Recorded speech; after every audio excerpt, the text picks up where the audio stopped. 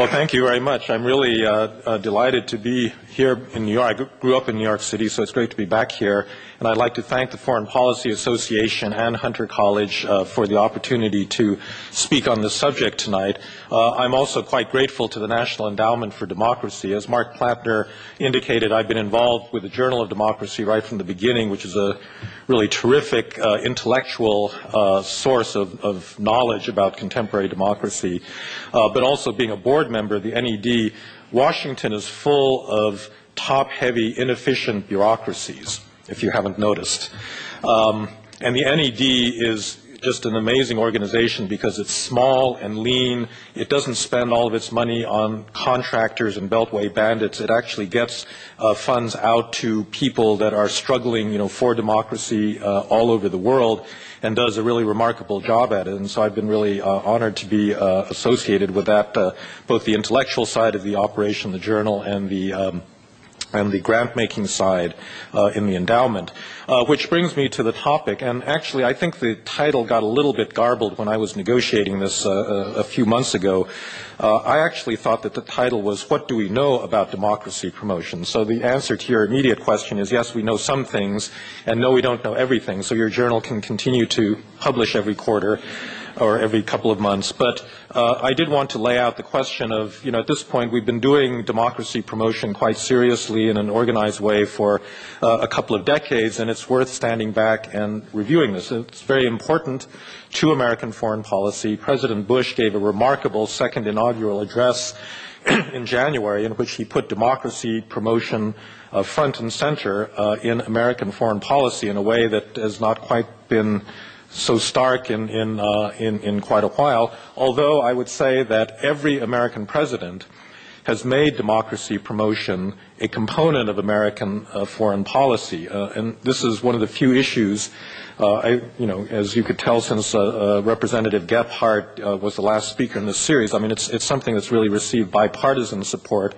over the decades, and one thing that Americans can actually agree on in Washington. There are not many these days, but that's one of them.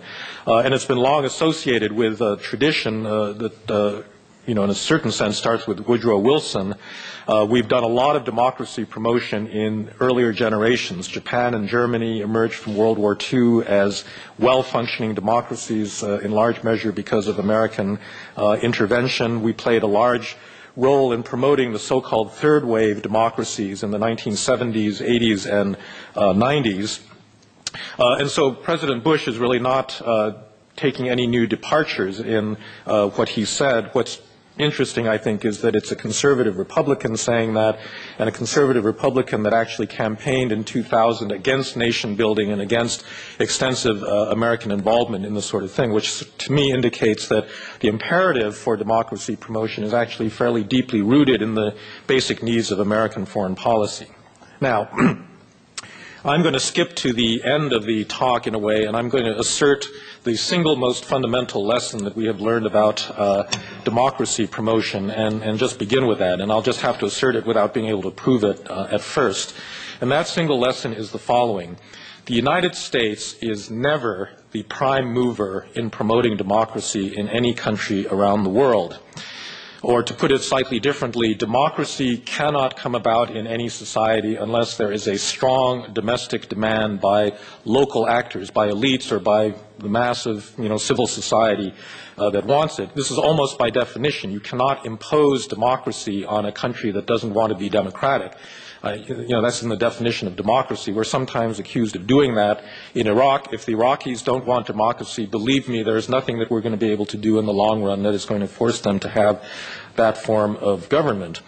The United States, I think, can be very helpful in promoting democratic transitions, and we can be very unhelpful when we support non-democracies or we support authoritarian allies that are trying to hold back that tide.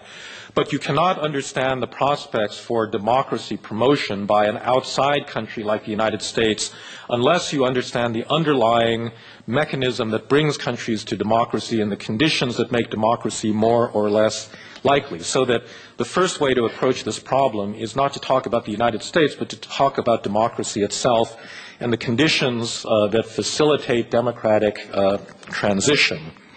And I think that there are basically four of them that I will discuss. The first has to do with the level of development. Rich countries have an easier time sustaining a democracy than poor ones. So that's one. Second is culture. The third has to do with the neighborhood you live in, and the fourth has to do with ideas. So let me go over all of those as conditions or hindrances to democratic transition in turn. Let's begin with the question of the level of development.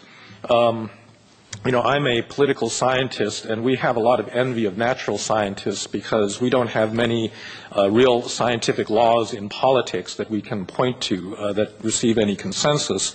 One of the few ones that is more or less accepted by many people is the fact that there is a correlation between the level of development as measured by per capita GDP and the ability to, and democracy. So if you look around the world, virtually all of the industrialized countries are functioning democracies. Relatively few poor countries are democratic. There are, of course, big exceptions. India and Costa Rica are developing countries that have had robust democracies. Kuwait and Saudi Arabia are relatively rich countries that are not democratic. So there are exceptions, but the correlation actually stands up pretty well. The reverse causality, does democracy promote development, is a much more complicated one because we see that there are successful democracies like Japan after 1945 that did grow very fast, and there are authoritarian countries that have also managed to do quite well, like Singapore. And again, poor democracies and poor authoritarian rulers, but there's clearly a correlation between economic development and the ability, and in fact, I think the social scientists that have looked at this question say that, of course, a democratic transition can happen if you're poor, if you're rich, it really doesn't matter, but the ability to sustain a stable democracy really does correlate very strongly with the overall level of income in the whole society, and in fact, once you get past a level of about $6,000 in per capita GDP, and when you get to that level, you're basically no longer an agricultural society, you're an industrialized society. There's actually not a single case of a country that becomes a democracy reverting back to an authoritarian government. Now, the reasons for this are complex and not, I think, completely understood. It has something to do with the growth of a middle class, people that own private property and have something to lose and therefore want to participate in the political system. Obviously, education has something to do with it. If you live in a subsistence economy, you worry about feeding your family and not whether you can vote, and all of those things begin changing as you become richer. And so one thing that you want to do if you want to promote democracy, this is not either a necessary or a sufficient condition, but it's very helpful, is to promote economic development. And in fact, we've seen a number of countries that have industrialized, like South Korea and Taiwan, and right on schedule, when they hit about that $6,000 income level, they develop democratic movements. And one of the big hopes for China is that when they get up to that level of development, similar processes will take place there. And it also means, I think, that when we look at democratic transitions in very poor and economically troubled parts of the world, like sub-Saharan Africa, that there is a greater skepticism that even if you have an election or have a democratic transition, whether that will be sustainable in a society that is that close to subsistence, that does not have a state that has any kind of resources, where you have very low levels of education, very severe ethnic and other kinds of cleavages. It doesn't mean that it can't happen in that kind of poor country, but if you can do anything to promote economic development, it is going to help your ability to sustain democracy. And so you have to worry both about politics and political development, and you have to worry about economic development as well. So in other words, you need both the National Endowment for Democracy, but you also need the World Bank and other organizations that promote development. The second condition for democracy is culture, and this has been in people's heads a lot because of September 11th. There's a common assertion that there is, and actually I think unfortunately, politicized debate over whether Islam is compatible either with modern economic development or with political democracy, and people will make these broad cultural assertions that Islam doesn't separate the church, the mosque, and the state, and therefore cannot sustain a truly liberal democracy. Now, I would say that in general, when you approach these cultural questions, you have to avoid two opposite conclusions. One, that culture doesn't matter at all, and it's just a matter of economics or self-interest, because clearly it does. But the other is that culture is all determinative, and that a particular country can't develop because it has a certain cultural background, or it can't be a democracy because there are these insuperable cultural obstacles. I don't think that either of these positions is sustainable. So, for example, I think that there is no question that there is a cultural underpinning to successful democracy. Successful democracy is not just a constitution and a certain set of formal institutions. In fact, Samuel Huntington, in his latest book on American national identity, has a phrase in one of the early chapters that I think is correct. It will make people uncomfortable, but he says the same institutions, and he talks about the Anglo-Protestant culture that existed in North America at the time of the American founding, which he said was important to the success of American democracy. He says if you take those same formal institutions, the Constitution, presidency, and so forth, and combine it with a Hispanic culture, you get Mexico. If you combine it with a Portuguese culture, you get Brazil. And you get very, very different outcomes in terms of the character of the democracy that emerges. And I think that, the question is, who's an Anglo-Protestant in the world these days? I think it's probably Korean grocery store owners and Russian cab drivers and things like that in terms of work ethic and drive to succeed and so forth. But there's no question that unless you have those kinds of unwritten norms and cultural values, the ability to compromise, the willingness to abide by certain types of rules, respect for rule of law, that it is hard to make democracy work. On the other hand, history is full of people who abused the concept of culture to say that it was too determinative. One of the most famous and in a way a person that shouldn't have made this mistake was the great German sociologist Max Weber, who is famous for his book The Protestant Ethic and the Spirit of Capitalism, in which he argued that Protestant countries developed sooner than Catholic ones because of the work ethic and savings that were fostered by a certain set of religious beliefs. He also wrote a book on Asia and the effect of Confucianism on economic development that is probably one of the wrongest books ever written by a major sociologist, in which he's got this remarkable assertion. He says that, there are all sorts of reasons why China could not develop a modern capitalist economy, and he's got this one line where he says, and if there's any country less likely to develop modern capitalism than China, it's Japan. And this was a book that was written in 1915, and so even a great thinker like Weber can get confused about attributing to culture things that really ought to be attributed to things like weak institutions, the fact that you're occupied by a colonial power as China was, or that, you've got a communist regime, or a lot of other things that explain Asia's failure to develop up until the last couple of generations. And I would say that we really have to be careful about this when we think about the question of Islam and democracy today. There is no question that the existence of radical Islamist parties that are really not at their core at all democratic, but that can contest democratic elections, makes it much harder to hold elections in Muslim countries, because the fear is that one of these parties will come to power, one man, one vote, one time, and will use that as a route to establishing a theocracy of the sort that exists in Iran today, and that is a real danger. On the other hand, does that mean that you could not get a reconciliation of Islam and democracy? I think it is very doubtful. In fact, we have an Islamist party ruling Turkey today that is a moderate Islamist party that wants to get into the European Union, that has been changing Turkish laws left and right in order to comply with the European accession criteria. And therefore, there are very many ways in which you can combine. In fact, President Yudhoyono of Indonesia is, I think, due to arrive in, actually we've got two presidents. We've got Karzai of Afghanistan and Yudhoyono of Indonesia, both of whom are presidents of countries that are pretty credible democracies. Afghanistan not for that long, but they've both done well. They're both non-Western, they're both Muslim, and they're both democratic. So So it's not an insuperable obstacle, but it matters. The third issue is neighbors.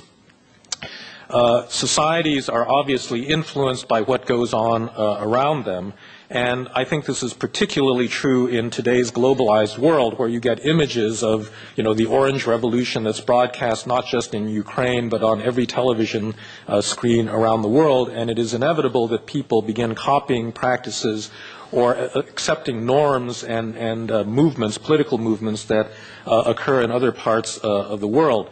The fall of the Berlin Wall had echoes all over the world. In Asia, in Latin America, there's a wave of democratic transitions in sub-Saharan Africa, in countries that didn't meet any of the, the political scientist criteria for candidates for democratic transition. And I think the reason that happened was really people watching the behavior of other political actors on the global stage. And therefore, there's a great deal of competition and pressure from the international community concerning democratic norms. Now, the nature of the neighborhood matters very much, so that Ukraine and Georgia and Serbia, in a certain sense, believe that they all filled a certain common ex-communist space, and it's not the same space that most Arab countries live in. I think that a country like Ukraine, certainly Poland, Czech Republic, Hungary, all believe that they should have been in Western Europe, that was their real home, and that communism was something that actually kept them from being themselves. And so when the wall came down, it was simply a matter of returning to something that was quite natural to them. That's not the case in the Arab world right now, because democracy is a Western concept. It is something that I think many people in the Arab world want, but it is not something that they feel is part of their tradition in the same way that people in the former communist world did. I actually have a student who was an Egyptian newscaster, and he interviewed me once for an Egyptian TV station, and we're talking about this kind of issue, and he's saying, yes, Egyptians really do want democracy, but can't we just come up with a different word for it? Because it just doesn't sound right.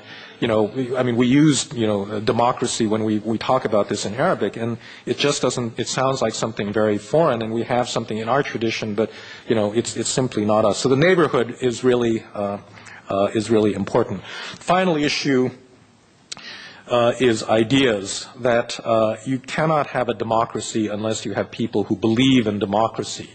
And I think, and in a way this was the core of my book, The End of History and the Last Man, the thing that I think was interesting about the world that emerged at the end of the 20th century was that liberal democracy was virtually the only idea that had widespread legitimacy throughout the world as the basis for a political society, and particularly for a modern political society, so that even when you got these generals that took power in Argentina or Brazil or Peru in the 1960s, 70s, they still, were embarrassed, and they said, well, we're just doing this temporarily. We understand that, we have to be democratic, but, democracy is not working very well. And it really helped push them out of the way, because at a certain point when they outlived, the excuse that they had made for intervening, nobody had any other grounds for justifying rule other than democratic elections. And even in a Muslim country like Indonesia, I think there was a hope that Suharto, the dictator Suharto, had, that by promoting economic growth, rapid economic growth, people would legitimate his form of soft authoritarianism. And that worked pretty well up until the moment that they hit a bump in the road called the Asian crisis, a major economic setback. They lost, 30% of their national income. And at that point, the Indonesians turned around and said, well, why do we need this corrupt dictator, to preside over this kind of a setback? I mean, we might as well have a democracy and have something legitimate. So even there, the idea of democracy was really key. Now, there are other ideas out there in the world. Zarqawi actually, I believe it was Zarqawi, put up on his website some phrase to the effect that democracy itself, as we envisioned it in Iraq, was actually sacrilegious, because it is not the people who are sovereign, it is God who is sovereign. And so there is a strand of jihadist thinking that rejects, root and branch Western ideas of democracy. My view is that, they still represent a relatively small minority even within the Muslim world, and so that contest of ideas is still ongoing. But unless you've got the ideas, you're not going to have genuine democracy. Now, next question has to do with the actual empirical American experience with democracy promotion. And then this gets to the issue of what have we actually learned having done this for all these years. Now, the United States did not get on this democracy promotion kick anytime recently. And in fact, the United States played a really critical role during the Cold War. You know, we had Germany and Japan, of course, but we oftentimes made compromises with our democratic principles because we were in the Cold War and we supported a lot of non-democratic allies, and in fact, you know, acted in ways that destabilized some democracies because they weren't sufficiently in our camp in the Cold War. But that began to change very substantially, I think, really during the Reagan presidency, and you had a number of important decisions in which the United States began to play a very critical role. In the Philippines, after the People Power Revolution following Benigno Aquino's assassination, the United States pulled the rug out from under Ferdinand Marcos, and in fact, Paul Wolfowitz, the new head of the World Bank, was at that time the Assistant Secretary of State for East Asia and played a key role in pushing Ronald Reagan quite gently to end support for this friendly dictator. The following year in South Korea, the United States sent a letter to No Dae-woo, the general ruling Korea, saying that he really had to go for democratic institutions in the face of all the student and worker demonstrations, pro-democracy demonstrations that were taking place there, and he saw the handwriting on the wall that the United States was not going to support a crackdown in Korea, and the rest, you know, is history. They had an election, and Korea is now a fully democratic society. The United States supported the no referendum against Augusto Pinochet in 1988. We played a less, there's still a controversy about exactly what we did back in 1973 when Pinochet came to power, but I think that the realists that were in power in Washington at the time, had a certain fondness for stability that was brought about by friendly dictators. But in 1988, we made a clear break with that, and we said whatever the Chilean people say, if they want Pinochet to go, we're going to support that. Taiwan in 1988 also had a democratic election. We also supported democracy in Eastern Europe very strongly. The Solidarity Labor Movement got a lot of support, actually right from the beginning, from the AFL-CIO through the National Endowment for Democracy. The German foundations, the Friedrich Ebert and Konrad Adenauer Stiftungen, played a key role in promoting democracy in Latin Europe, in Portugal, particularly Spain, and other places. And so there was a lot of activity in the entire third wave where the international community didn't just, broadcast its way of life and its ideas, but actually gave key material support, training, party development, election monitoring to actors in countries undergoing democratic revolutions. Now, we've also tried a more muscular approach to democracy promotion through invasion and military occupation, and that also has a long history. We, of course, have Japan and Germany. We have Afghanistan and Iraq today, and we've had a lot of other nation-building exercises that we have engaged in. Really, the first important one was reconstruction of the South. We don't think of this as nation-building, but it was actually a very important precedent because I think all of the things we did wrong in Reconstruction, we are doing wrong today in Iraq. And, we've continued to make the same kinds of mistakes. We get very enthusiastic about these projects and do them for about 5 years, and then we get tired of them and move on, but the problem hasn't really been solved. And I think, quite frankly, although Germany and Japan were big successes in this regard, this kind of muscular nation building is something that's fairly problematic because it's very costly, it's very difficult. Forcible regime change really creates as many problems as it solves because you are the primary agent that's pushing change, and it's not any longer driven by the society. So the ownership of the transformation process gets very clouded, and unless the local people think that they own the democracy, that they're creating, it creates, a lot of problems, and it creates a resistance unless there's a clear moral basis for the American role. Now, just in the last 5 years, we've had actually a kind of fourth wave, or a second phase of the third wave of democracy with the revolutions in Serbia, Georgia, and Ukraine. I'm not going to count Kyrgyzstan and Uzbekistan yet because it's really not clear how those are going to come out. But certainly Serbia, Georgia, and Ukraine were remarkable instances of societies really wanting democratic change and getting it, and in which I think when the history of this is written, we will discover that outside democracy promotion actually played a key role. All three of those democratic revolutions followed a similar pattern. The outside support was critical in several respects. It was critical first in providing election monitoring. We didn't know, we meaning the United States and the international community, did not know how to help stage a free and fair election when we started doing this in the early 80s. But the technology and the mechanism for doing this now is there.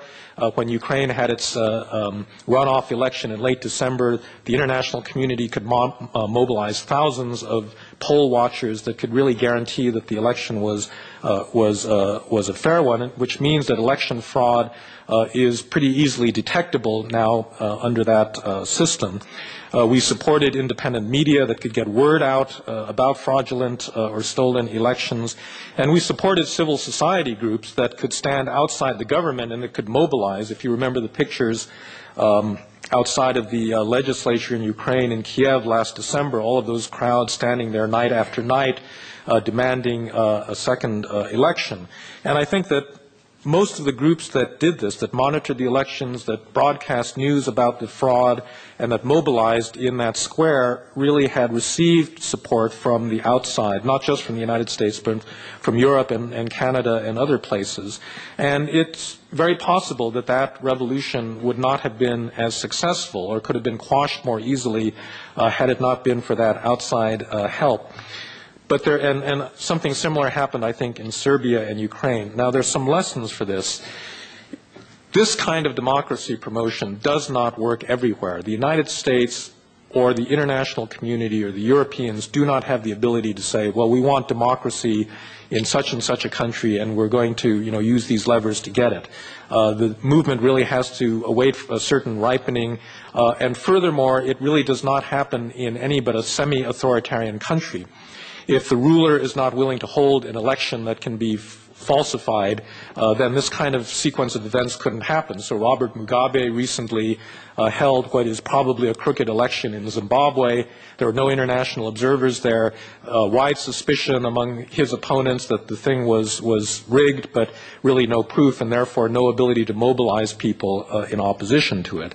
It wouldn't have worked under Saddam Hussein or under Kim Jong-il or under any number of totalitarian dictators. So this kind of democracy promotion has a certain window that it can operate in. And again, it depends on the neighborhood very much, that you have to, the willingness of people to receive support from the West, from the United States in particular, matters.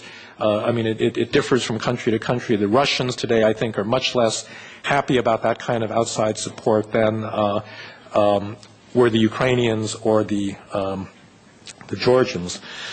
Let me just conclude a little bit by talking about democracy in the Middle East, because this really has become, in a way, the centerpiece of the Bush administration's foreign policy. And I don't think that we should approach this in a partisan way, because I guarantee you, if a Democratic president is elected in 2008, that administration is going to continue these kinds of programs, because I think there is a consensus that many of the problems in the Middle East, including terrorism, stem ultimately from political systems that are absolutely stuck and not susceptible to change. And so they're just in itself, and for the sake of a U.S. long-term interest, I think that there's a fairly broad consensus that this is something that we need to do if possible. But the real question is, realistically, what are the prospects for democratic transition in this region? There are a number of reasons for thinking that the region is ripe for change. If you just look at poll data that's done by any number of organizations, including these three UNDP Arab Human Development reports, there's plenty of evidence that people, broadly speaking, in the Middle East would like to see democratic change occur in their countries and in the Arab world. In fact, a large number of respondents in most Arab countries actually want to move to a democratic country because they've kind of given up on life in their own society. And we have certainly seen big cracks in the facade of Arab authoritarianism. After the Iraq election in Lebanon, it's going to trigger things in Syria. Egypt, Mubarak has shown that he's not impervious to the demands, from his biggest ally for some kind of democratic opening. And I have no doubt whatsoever that the whole region has a great deal of pent-up demand for democratic change. On the negative side, however, I think we have to be a little bit realistic about both the region and also about the United States itself, because I believe that at this point in our history, the United States is unfortunately the wrong agent for promoting change in this region. I mean, we had a general idea that by toppling Saddam Hussein, we would set off political reverberations, and that might help. But we have to confront the fact that American credibility in this part of the world is disastrously low. By the time you got to the invasion of Iraq, even in nominally friendly countries like Turkey or Kuwait, that we saved in 1991, or in Indonesia, you were down to levels of popularity for the United States in single digits, in contrast to, majorities being favorably inclined towards the United States 10 years earlier. And I think that things like the, Abu Ghraib and Saddam Hussein in his underwear and all of the other things that have been the unintended consequences of the invasion have only been kind of salt in that particular wound. I think that democracy, although it is not the case that democracy cannot flower and emerge in most Arab countries, I think that there are reasons why it is going to have a different face in that part of the world. We've seen this already in Iraq and Afghanistan as well, where religion is simply written into their constitutions and will play a bigger part in their political society than it will in Europe or in the United States. And so even if there is democracy, it is going to be something that will have a Muslim and an Arab character. And the final issue is that I really honestly don't think that people in Washington have made up their minds if they truly want democracy in the Middle East, if it means destabilizing important allies and opening the door to, Islamists coming to power. The President has said, quite explicitly, let the chips fall where they may. This is the course that we are on. I guess we have to take him at his word, but it's a pretty big leap to make to say that in Egypt or Saudi Arabia you're willing to take the chances of a really free and open democratic process. My personal belief is that we should do this. I believe that we made a big mistake back in the early 1990s when we and the French told the Algerian military that they should crack down on the FIS, on the Islamic Salvation Front that had won the election at that point. We were, I think legitimately worried that this was a totalitarian party that would abolish democracy if it came to power. But I think that it is a risk. It was a calculated risk that we should have been willing to take, and I think we should take it in other parts of the Middle East. But that's a political decision that is extremely hard for the United States to make, not because we like being hypocritical, but because it's a genuinely difficult set of decisions. So that's it. I will repeat the assertion with which I began. The United States does not actually promote democracy anywhere. Democracy is promoted by people that want to live in democratic societies. We can be helpful, and we can be helpful to the point that it makes the difference between success and failure. But I think we have to understand that democracy promotion is a kind of opportunistic activity that will remain an important component of American foreign policy, but will be a process that we are never able to really control or master, because the whole process of democracy itself is a pretty messy process. So thank you very much for your attention, and I welcome any questions or comments that you have. Thank you.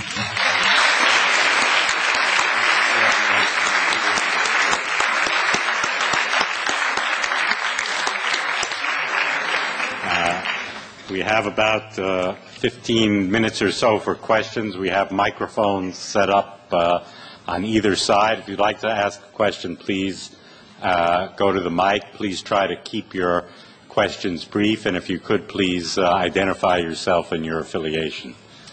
Yes. Hi, my name is Omar Altikin. I'm a high school teacher at Arlington High School in Poughkeepsie, New York. And my question to Professor Fukuyama is, if there is political liberalization in the Arab world, will the political elites who benefited from authoritarian rule also benefit from political liberalization? And if that's the case, what impact might that have on democratic legitimacy in the Arab world?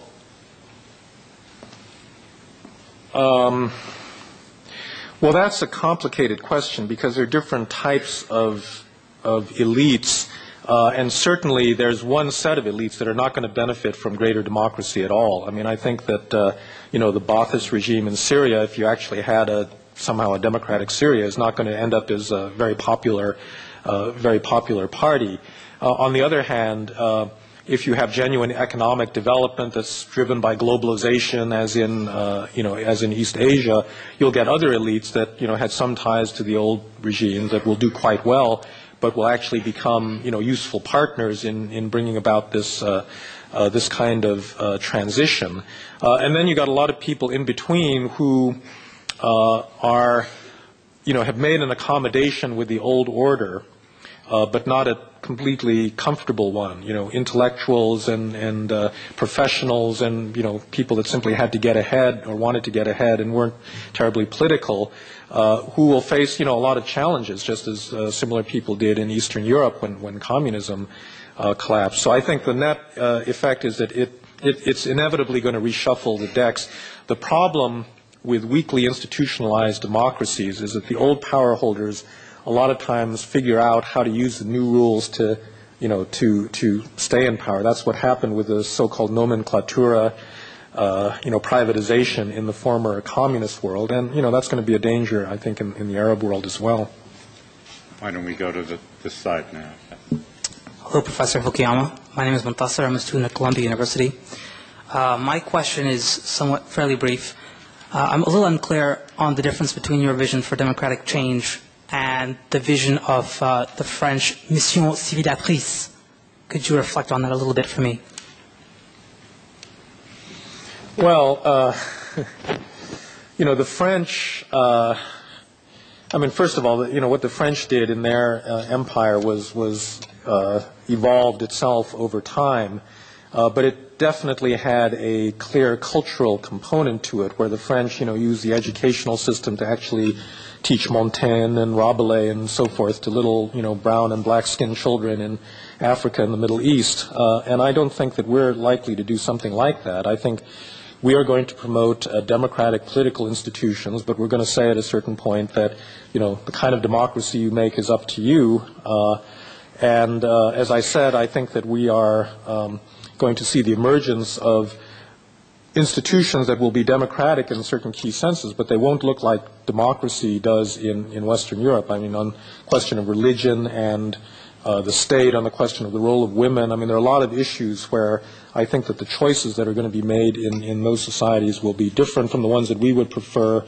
But I think that, we're kind of coming to terms with that, because I think one of the meanings of our supporting the election in Iraq was that, we were willing to let these two parties, the Supreme Council for the Islamic Revolution in Iraq and Dawa, which were Iranian-based parties, allied to Ayatollah Khomeini and to the Iranian Revolution. We were willing to let them, come to power because, we felt that we couldn't dictate the precise form of democracy that would emerge there.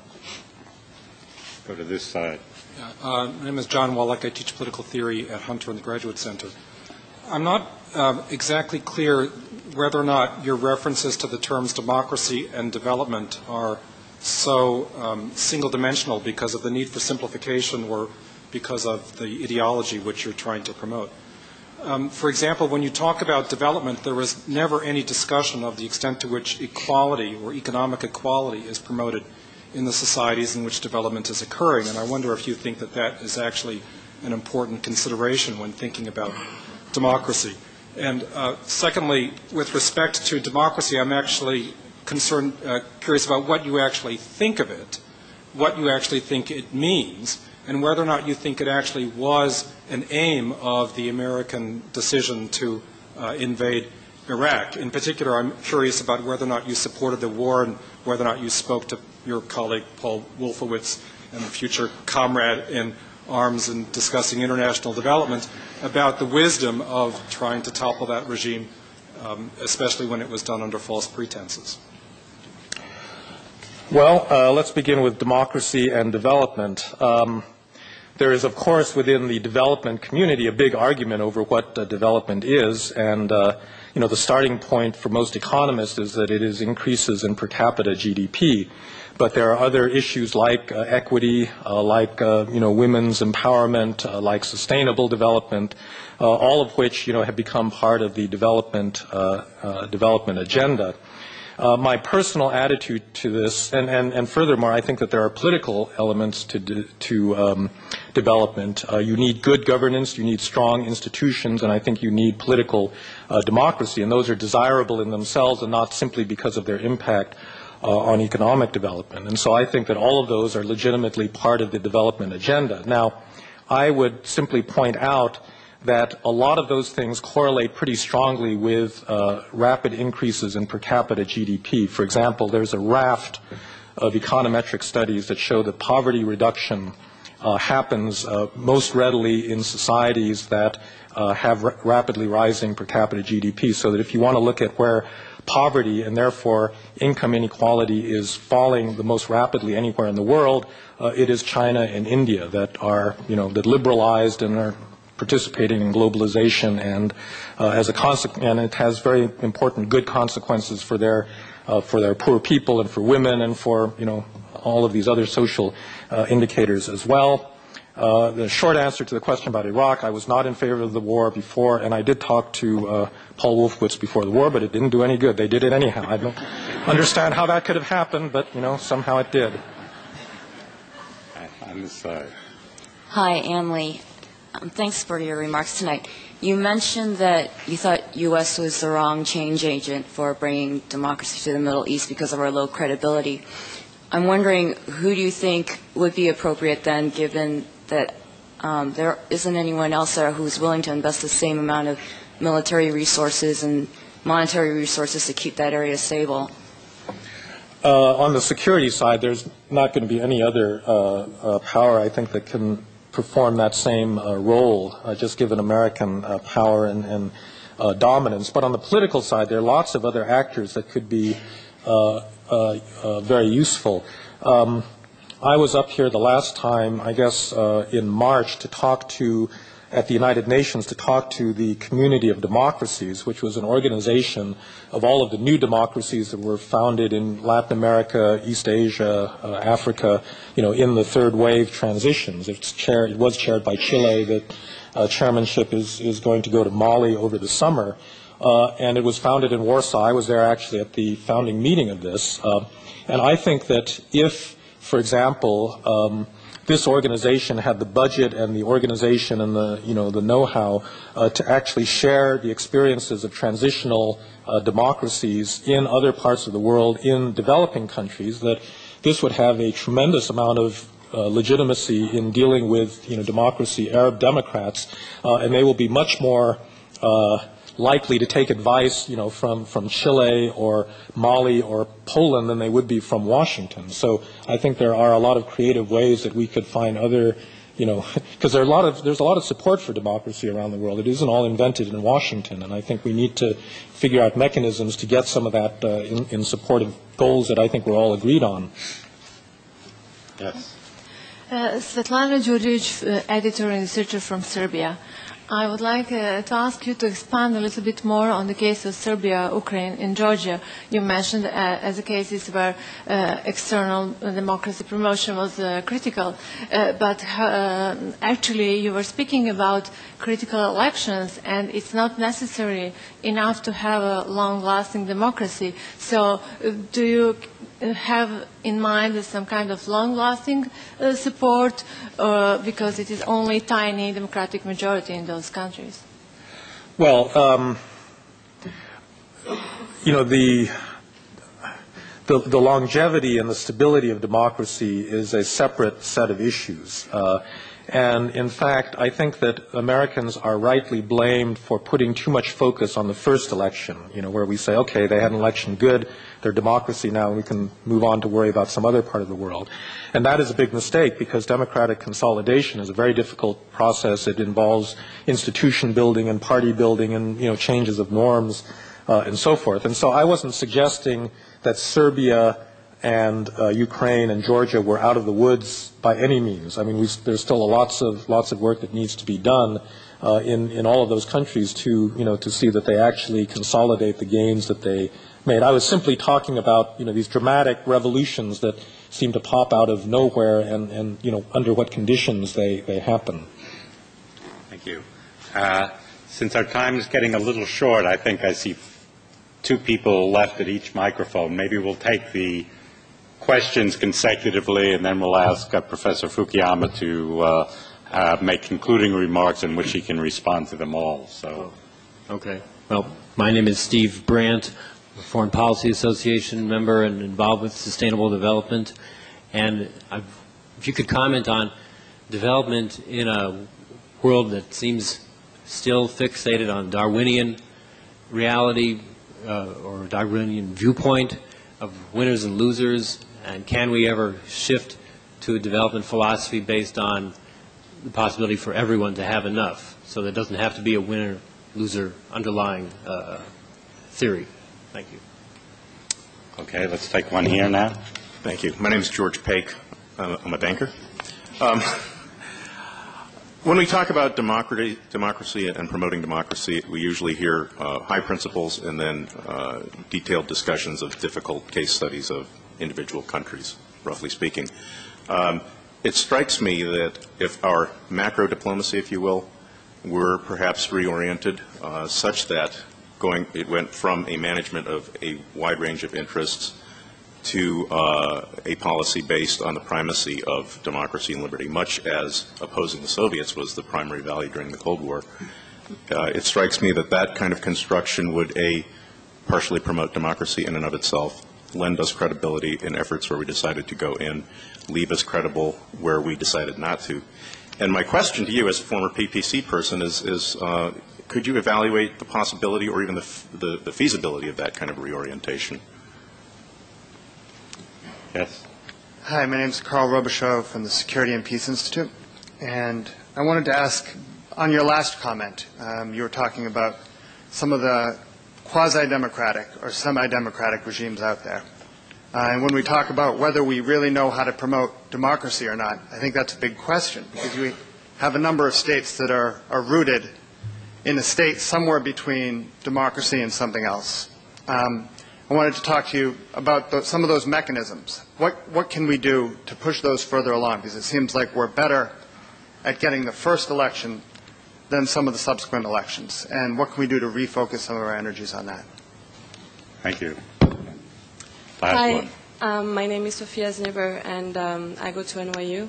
And I came in a little bit late, I'm sorry, and maybe you went over this, but I had a question about education and democracy. How can you, my question is, can you really have a real successful democracy if in a country where there is almost no education or where people are mostly uneducated? How successful is that democracy? So that's my question. Thank you. Thank you.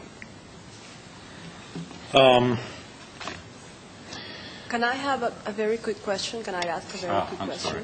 Thank you so much. Professor Fukuyama, my name is Nadia, and I am Mexican, and I study political science. And I'm wondering if the National Endowment for Democracy would support the uprising and basic demands of the Zapatistas in the southeast of Mexico, and if you consider their uprising legitimate, and if you don't, why? Thank you, Professor. Okay. Okay, the question about can we have a development model that doesn't involve winners and losers? I don't know, may get into a longer discussion about whether, capitalism itself is inevitably something that produces winners and losers, or whether the gains from some people necessarily come at the expense of other people. I happen to think that, properly regulated and structured capitalism is a source of wealth that can be distributed quite broadly, as it was in East Asia and the East Asian fast developers, and that there are development models that seek to do this more equitably, which, as one of the earlier questions suggested, involves paying attention to income distribution and equality and social protections, as well as simply growth. Obviously, environment, becomes a important component of it. This is a part of the lecture that I could have gotten into but didn't. One of the chief developments in thinking about the problem of development in the last decade has been this recognition that the single most important correlate of successful development, economic development outcomes, is really good governance. Not democracy per se, but simply a government that can do things cleanly, transparently, without a high degree of corruption, that can focus actually on public goods rather than simply stealing from the public purse. And if you can solve that problem of how to encourage developing country governments in that manner, you will have solved a lot of the problem. I'm sorry, I didn't quite understand the reorientation that another questioner was talking about, but on the question of semi-democratic regimes and what we can do, I think that when you get to past the first election, you keep building all of the basic institutions. For example, in most new democracies, parties are very weak. You have a lot of patronage, you have clans, you have a lot of personality-based politics, and you can't have good democratic contestation unless you have strong political parties. You get ready for the next election. That's one way of encouraging parties. You need rule of law. This is an area where I think we pay a lot of lip service to it, but we don't actually have a very strong sense of how to promote it. But that is obviously something that's a critical component to stabilizing, the liberal part of liberal democracy over the long run. And there's no magic bullet for any of this, except that you simply have to keep paying attention once you get past that initial election. On the question of education and democracy, yes, it's clearly true that one of the reasons I think that high-income countries are better able to sustain democracy is because they've got universal primary and secondary education. They've got a big middle class with, a lot of professionals and so forth. And it's harder to have a stable democracy in a very poor country with low levels of education. But again, this is, human behavior. It's not a bunch of molecules in a petri dish. I mean, you get big exceptions to this, so that in India you've had actually very successful democracy right from independence, from partition, in a country that has abysmal levels of education, and yet a lot of, illiterate people in India know enough, who they're going to vote for, and somehow that system works pretty well. So it's not a universal rule. On the question of the Zapatistas, I would say that, and I think we've talked about this at quite a few NED board meetings. It's not just a problem for Mexico. It is a problem, especially in the whole Andean region. You have a lot of formal democracies that are, in fact, very elitist. Venezuela, Colombia, Ecuador, all of those countries are very much like that, where you have a formal alternation of a couple of parties, but they actually represent a very narrow slice of the population, and particularly in countries with big indigenous populations. Peru is something like 80% Indian, and the whites, the 20% that are white have really controlled the political system right from the Spanish days. And so there is a big revolution that is taking place out there, where although the indigenous people were formally part of the system, they never really participated in it. And so now, in one country after another, you're seeing the indigenous people organizing and flexing their muscles, so that Sanchez de Lozada in Bolivia was forced out of office because of this gas pipeline deal that was actually led by the leader of the Coca Growers Association. In Ecuador, Gutierrez was just forced out as a democratically elected president, again, in an alliance between the military, in which indigenous people played a big role. In the southern states in Mexico, you have the Zapatistas.